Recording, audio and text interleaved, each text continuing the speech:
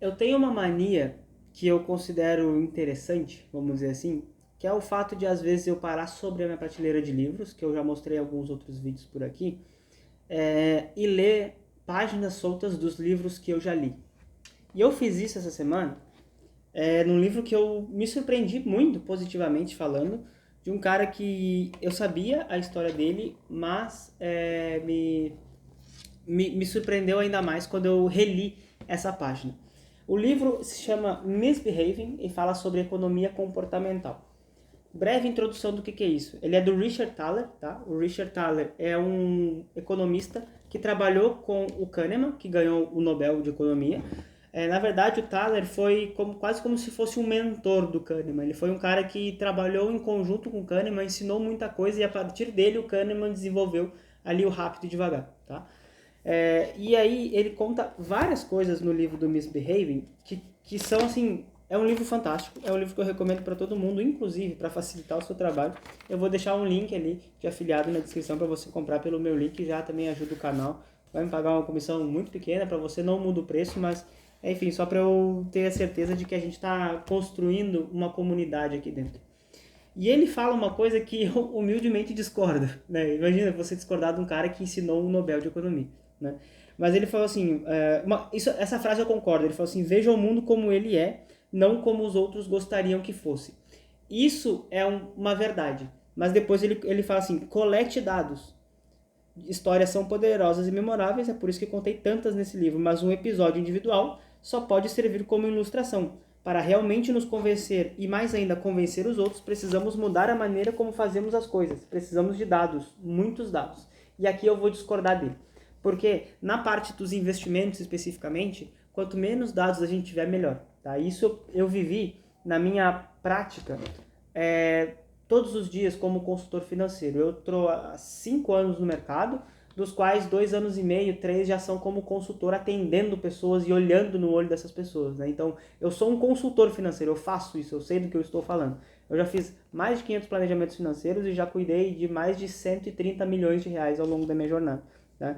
Então, você ver o mundo como ele é e não como os outros gostariam que ele fosse, isso aqui isso é contraintuitivo e também é contrário ao fato de você ter dados. Por quê? Quando você tem dados, normalmente você vai pesquisar esses dados em algum local. Vamos colocar 2 perfis de pessoas.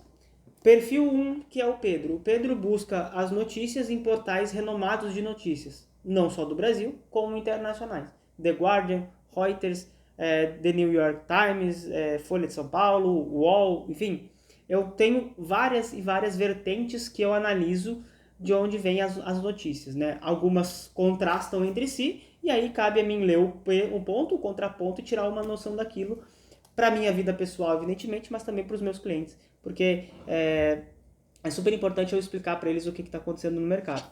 Mas uma pessoa que fica o tempo todo analisando o mercado, lendo notícias econômicas, ela normalmente vai ser uma pessoa ansiosa, angustiada e com péssimo rendimento. Vamos colocar um exemplo bastante prático, tá? Vamos falar sobre Brumadinho, né? Ou foi Mariana. Algumas dessas duas catástrofes aí, alguns desses problemas climáticos, um dia depois que isso aconteceu, as ações da Vale subiram. E aí eu lembro que na época gerou nossa, foi um frenesi, assim, uma galera pistola, dizendo que o mercado era mau caráter, e etc, e etc, que o mercado era ruinzão, que o mercado queria ver a morte das pessoas, que não sei o quê. E não era nada disso, é porque simplesmente o mercado tinha entendido naquele momento que isso geraria um impacto positivo em algumas coisas lá e tal da empresa, no balanço da empresa, ou que a empresa, enfim, eu não lembro muito bem dessa história porque justamente eu não acompanho. Mas eu lembro que a ação ela não subiu muito não, ela subiu tipo assim 0,5% no dia, né? E as pessoas acreditavam que o mercado tinha que cair 10% as ações da Vale, porque a gente teve uma catástrofe social, ambiental e econômica de certa forma, né? Mas o grande cerne dessa discussão não é entender por que a Vale subiu naquele dia, ou fazer um juízo de valor sobre Brumadinho ou Mariana, eu não lembro qual das duas foi. O fato é que a pessoa que leu a notícia de que teve o rompimento de uma barragem da Vale e ela, a partir dessa notícia, decidiu vender as ações da Vale porque ela achou que ia cair, essa pessoa tomou uma decisão errada em termos financeiros, porque eu lembro que depois a Vale também teve uma boa performance. E até hoje a Vale é uma excelente empresa no mercado. Claro, se fizer sentido para você investir dessa maneira, eu não invisto em ações stock picking, que a gente chama, né? Comprar várias carteiras para os meus clientes. Todos eles investem através de ETFs, então, obviamente, isso aqui não é uma recomendação de compra, tá? Inclusive, se você olha vídeos de influencers e você compra ações através do que eles falam, você é muito burro. Desculpa ser sincero com você, tá? Você não tem que fazer isso. Isso vai dar muito errado na sua vida, tá?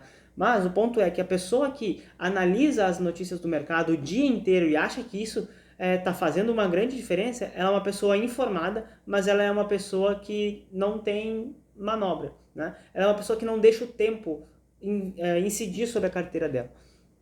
Vamos colocar essa discussão em alguns patamares. Tem um estudo de um banco americano, que eu não vou lembrar qual e eu sempre esqueço o nome do banco, mas ele fez um estudo interno e ele tentou pegar qual era a essência das pessoas que tinham mais rentabilidade dentro do banco. Peraí que meu telefone deu problema aqui. Ele tentou pegar quais são as pessoas que têm mais rentabilidade dentro do banco, né? Quais são os clientes que têm maior retorno. E, contraintuitivamente, esse banco descobriu que os clientes que têm mais retorno eram os clientes que já tinham ido dessa para melhor. E qual que é a lógica? As pessoas que tinham ido dessa para melhor, elas não podiam movimentar a carteira por motivos evidentes, a não ser que você acredite em alguma coisa, né, sobrenatural, mas essas pessoas não poderiam movimentar a carteira de investimentos, e aí o tempo incidiu sobre a carteira delas. As pessoas que tinham boas teses de investimentos, elas tiveram uma super performance em contraste com aquelas que operavam todos os dias. Então, é comprovado, não só por esse estudo desse banco, mas por vários outros estudos de mercado financeiro, que você mexer na sua carteira de investimentos o tempo todo é prejudicial para você. E aí tem uma certa lógica, né? Primeiro que no curto prazo os movimentos do mercado são absurdamente irracionais e absolutamente imprevisíveis. Você não sabe, por exemplo, o quanto que as ações da Petrobras, o quanto que o Bovespa vai subir ou cair amanhã. Você não sabe. Pode ser 3%, pode ser menos 3%, pode ser nada, né? Você simplesmente não tem como saber. Agora, no longo prazo, aí eu estou falando de a partir de 5 anos de investimentos, normalmente as boas teses de investimentos costumam precificar de uma boa forma e costumam gerar os retornos para essas pessoas.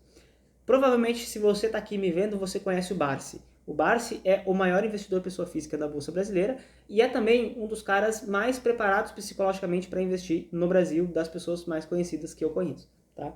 O que o Barsi fez? Ele comprou as mesmas empresas por muitos e muitos anos, né? Hoje ele é, inclusive, controlador de algumas dessas empresas e tal, né? Mas ele é um cara que ele descobriu um método, né? Ele criou o método dele, junto com o Décio, que é comprar empresas que pagam bons dividendos, que tem ali os segmentos que são perenes, que a gente fala, né, que vão estar sempre aqui, então bancos, energia elétrica, eles chamam de BEST, né, saneamento, saúde e telefonia.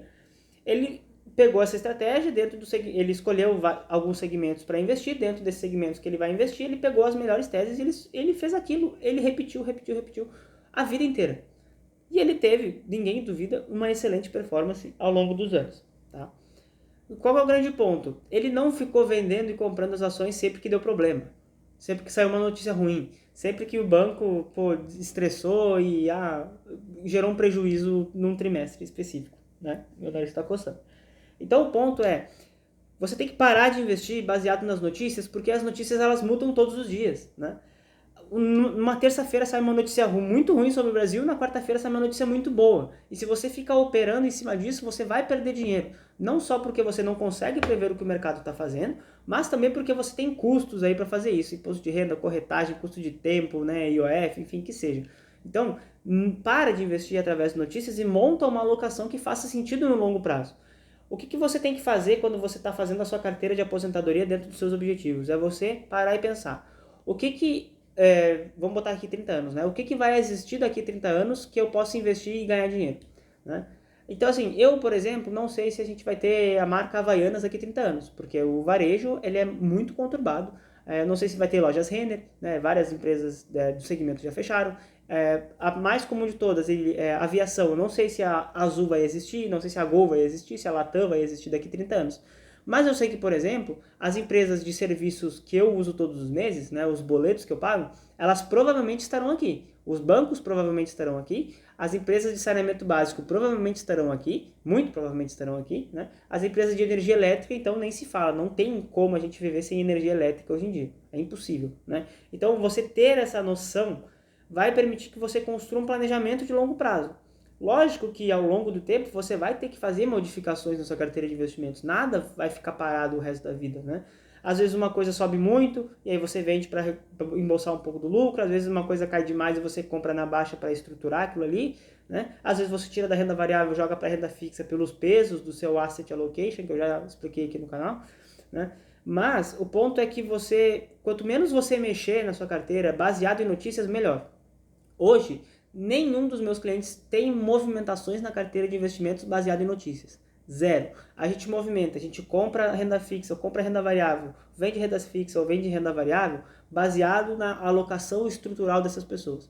Vamos colocar aqui um cliente hipotético, isso não acontece na consultoria, mas um cliente hipotético que tem 50% em Selic e 50% em Bolsa Americana, tá? IFFB11, vamos botar assim. Aí a Bolsa Americana subiu 30% no período, e aí eu vendi Bolsa Americana para jogar na Selic. A Bolsa Americana caiu e a Selic ficou acima de 50%, eu vendo Selic e compro Bolsa Americana. Esse é o racional das vendas e das compras que eu faço com os meus clientes. É porque o peso desajustou dentro da alocação dessa pessoa.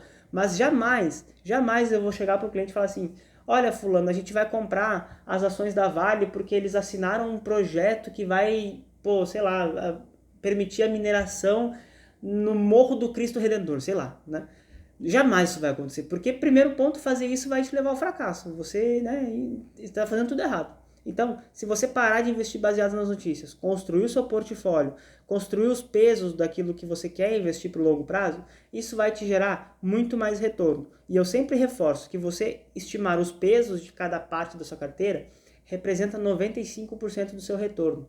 As notícias, em tese, representariam ali os 5% do seu retorno. Ou seja, você vai fazer um trabalho absurdo para ter 5% do seu retorno definido por isso. Não faz sentido nenhum. Você tem que focar, né, em 95% do seu retorno, construir um bom portfólio. E depois disso, cara, é trabalhar, ganhar mais e aportar mais todos os meses. Isso vai te fazer ficar na frente de 90% das pessoas e atingir seus objetivos muito mais rápido e ter mais tranquilidade e não ter angústia ao investir e entender que o dinheiro serve para te servir e não você ficar olhando notícias e ficar servindo ao dinheiro o tempo todo. Né? Então, se você parar de investir baseado nas notícias e você parar de coletar dados, né, voltando aqui para o livro, você parar de coletar dados e ver o mundo como ele é e não como as pessoas gostariam que ele fosse, isso vai te estruturar, isso vai te colocar num patamar de absurda segurança daquilo que você está fazendo. Você vai ficar muito mais seguro de si, muito mais seguro das suas escolhas e você com certeza vai manter na sua carteira as teses de investimentos por muito mais tempo. E isso é um ponto fundamental para quem quer ter bons retornos ao longo dos anos. A parte psicológica dos investimentos ela é muito, muito, muito importante. Eu sou da seita financeira de que a parte psicológica representa aí 80% do seu retorno e 20% vem da técnica de você saber o que acontece. Né? Inclusive, é muito por esse motivo que um estudo do Royal Bank of Canada mostra que pessoas que têm um consultor financeiro, elas têm 4 vezes mais patrimônio do que pessoas que não têm. Porque muito provavelmente o consultor financeiro toma decisões menos emocionais do que a pessoa. Então, eu, Pedro, consultor financeiro, tomo decisões menos emocionais em relação ao dinheiro dos meus clientes, mas em relação ao meu dinheiro, era melhor eu delegar para outra pessoa. Entende? A lógica, porque em relação ao meu próprio dinheiro e você em relação ao seu próprio dinheiro, você toma decisões mais emocionais. Em relação às coisas dos outros, você toma decisões menos emocionais e isso acaba te trazendo uma melhor performance também. É isso que eu faço na minha consultoria, tem um link na descrição para você entender como é que ela funciona. O objetivo do YouTube aqui desse canal não é vender essa consultoria, mas eu sempre deixo o link aqui para quem quer entrar. Mas eu peço encarecidamente que você se subscreva nesse canal e deixe o like aqui no vídeo para ele entregar para mais pessoas e mais pessoas entenderem essa mensagem de como que esses influencers estão atrapalhando a sua vida através de notícias e de vídeos que só prejudicam quem quer investir e tem outras prioridades. Vejo vocês na próxima.